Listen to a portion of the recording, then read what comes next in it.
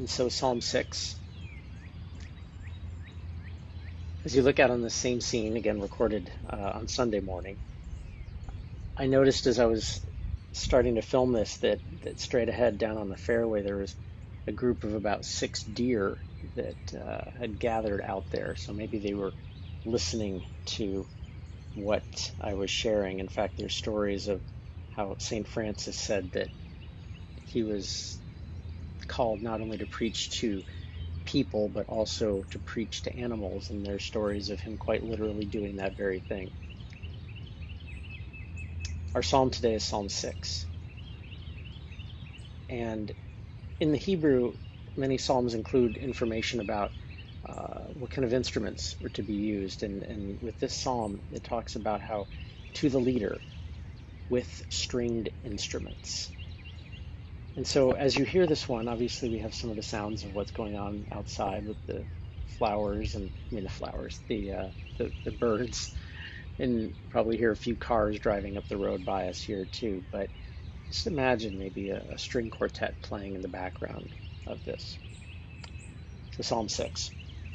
O Lord, do not rebuke me in your anger, or discipline me in your wrath. Be gracious to me, O Lord, for I am languishing. O Lord, heal me, for my bones are shaking with terror. My soul also is struck with terror, while you, O Lord, how long? Turn, O Lord, save my life. Deliver me for the sake of your steadfast love. For in death there is no remembrance of you. In Sheol who can give you praise? I am weary with my moaning. Every night I flood my bed with tears. I drench my couch with my weeping. My eyes waste away because of grief, and they grow weak because of all my foes. Depart from me, all you workers of evil, for the Lord has heard the sound of my weeping. The Lord has heard my supplication, and the Lord accepts my prayer. All my enemies shall be ashamed and struck with terror. They shall turn back, and in a moment be put to shame.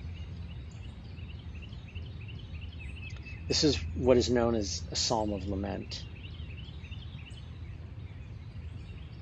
It is one of the many psalms that speak words essentially of God, where are you? God, how are you at work? God, are you going to do anything here? And in fact, the psalm hits that. Verse 3, while you, my soul is struck with terror, while you, O Lord, how long? How long? A poem today captures this as well. A poem written by a woman named Katie Mulligan, entitled For Mr. J, focusing on verse 5. In death there is no remembrance of you. This is it, Mr. J told me. This is the one. He held up the book in his shaking hands, eyes wild with delight. And he read aloud, my bones are shaking with terror. I am weary with my moaning. Every night I flood my bed with tears. Mr. J made me promise to tell his story, to never forget his name. Did you forgive him or forget him, O Lord? Did you deliver Mr. J? Did you pull him out of that prison that black man jailed for some small matter, body ravaged by disease that came from that imprisonment? Did you forget him, Almighty? Did you leave him there? In death there is no remembrance of you. For your sake, O God, Mr. J said, I had to remember him. So now, here we are. 2 things I do for Mr. J. I tell his story, say his name, and I pick up my feet when I walk. He couldn't stand the sound of shuffling feet.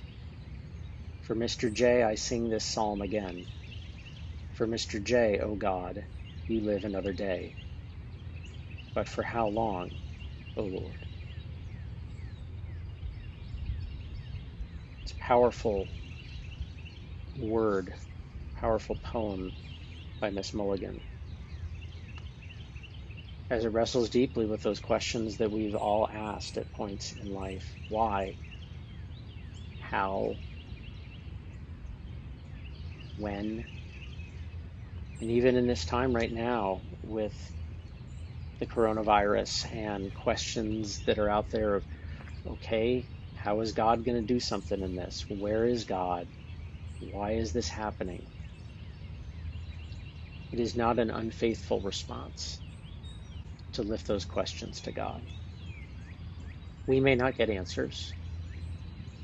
We may not get response to that question of why or when or how or what. But God desires us to be real, to open ourselves up and not think that we have to put on a happy face all the time before God, because God knows what's there deepest within us. And so, whatever your questions are, it can be a prayer just as this is. A prayer to say, how long, O Lord? How long? Grace and peace be with you this day.